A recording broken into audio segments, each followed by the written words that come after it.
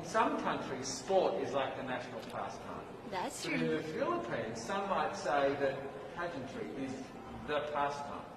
That's true. You know what? In the Philippines, we have pageants all over the places. Yes, we have pageants in the barangay, in school, national, local. That's why we really love Miss Universe. It's like it's giving pride and putting the Philippines back on the pedestal. That's why there's an added pressure as a candidate coming from a pageant-loving country.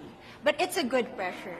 I always look up to our former Miss Universe Philippines. They really did well in the competition. And now this is my time to show who I am, to offer what Rabiya can show to the rest of the universe. So I'm very happy, and at the same time, I'm excited to make all my kababayans proud, and hopefully I do. Why do you think it is that the Philippines love pageants?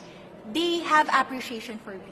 We do love pageant because we used to think that we wanted to be included in the world, I have to be honest, in the Philippines, my skin color used to be not the standard of beauty. I was obsessed whitening my skin because these are the kinds of beauty queen we see on the mainstream. But things were different now. That's why I'm very proud to be a morena. In the Philippines, we call it morena. It's brown skin girl. And to be able to represent, my color, my identity as a true Filipina. Tell me about your journey to being crowned Miss Philippines. In a world that, in a country, I should say, that loves pageants. That must have been a very intense process. Tell me about, your journey to being Miss Philippines. Well, my journey was crazy. You know what? I started to be a dark horse. Nobody noticed me. Nobody knows I was in the competition up until the preliminary and the coronation night. And when I won, I received different comments. Of course, there were people who didn't expect me to do well, who think that I cheated.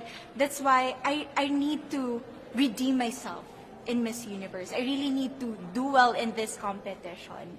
And the thing is, I love pressure. I love criticism. I get better every day with that. You tell me I cannot do that, I turn to you and I'm going to say that, no, I can do it for myself. Good for you.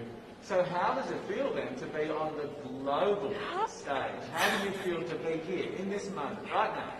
It's crazy, but I'm overwhelmed with the support, not just from the Filipino community, but also from Thailand, Latin countries who do appreciate me as a candidate, as a person. It motivates me that I am beautiful, I can offer so much in this world, and when somebody believes in you, it gives you that extra energy to really do well and perform well. Do you have a sense with the girls, all of the girls competing, you're competing, but is there a sense of camaraderie with all of the girls? Is there a real spirit to, sort of motivate each other to do better? You know what? I have a different idea about Miss Universe. I thought it's going to be very competitive, in a healthy way, well, of course. But now I can see every girl helping each other, from fixing those hairs, from trying to zip up those outfits. It speaks of the closeness and the kind of camaraderie that we want to have. The goal of Miss Universe is not just to crown one girl, but also to build a genuine and long-lasting friendships among us. Would you say within the Miss Universe world, the contestants, is there a sisterhood? Are you sisters?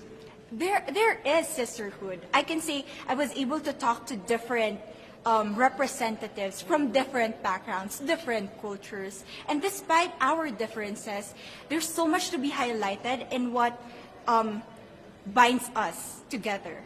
And that is because we want to empower women. We want to have our advocacies. We want to speak for the things that we love. And that's a celebration of women and the beauty that we have. So coming out of this week, obviously you would love to be crowned Miss Universe. Of course. And that would be wonderful, of course, for any of you. But what else will you take out of this week? What do you think you'll feel at the end of this week, regardless of the result? How will you be a different person? It's the growth and the development that I was able to have during preparing for this dream. I will be honest, there was a moment that I lost my identity. because I was put under pressure. I was in that position in which I feel like I'm not good enough.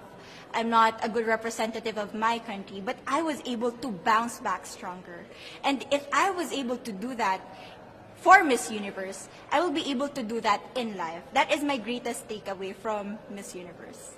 Okay, so the Philippines have a huge amount of fans. Yes.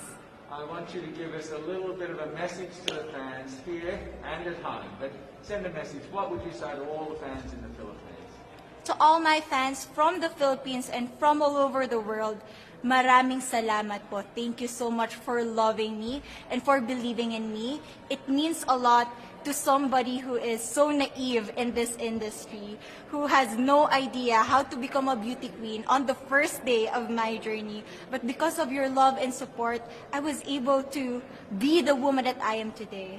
And regardless of the result, I may or I may not win the crown, but one thing is for sure, I'm gonna make you all proud.